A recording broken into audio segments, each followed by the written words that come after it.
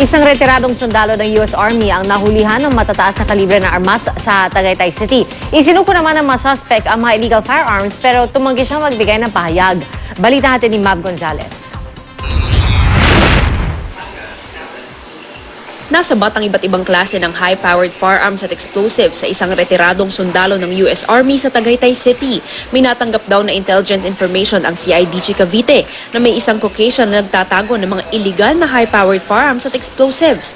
Nang puntahan sa kanyang bahay, nakuha kay Frank Edward Lucharini Jr. ang isang M16 rifle na may nakalagay pang law enforcement use only, isang Taurus pistol, 2 rifle airsoft, mga booby trap simulator, night vision binoculars, combat knives, rifle scopes, bulletproof vests at mahigit 300 bala at mga magazine para sa mga baril.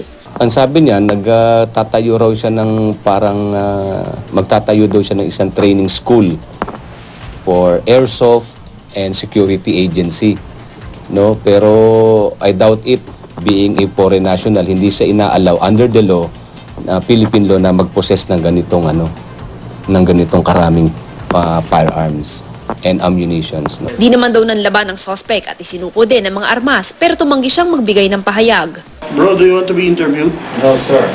Ngunit ang palaisipan pa ngayon sa mga otoridad ay kung paano naipuslit sa bansa ang mga armas, lalo pat mataas na kalibre ang mga ito. Sa initial investigation natin, lahat ng mga gamit niya while he is still in the active service sa US Army ay na-ship niya rito. Paano na-ship tong ganito at hindi na-detect?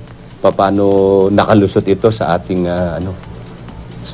customs? Maaaring kasuhan si Lucharini ng illegal possession of firearms, explosives and ammunition. Mav Gonzalez, GMA News.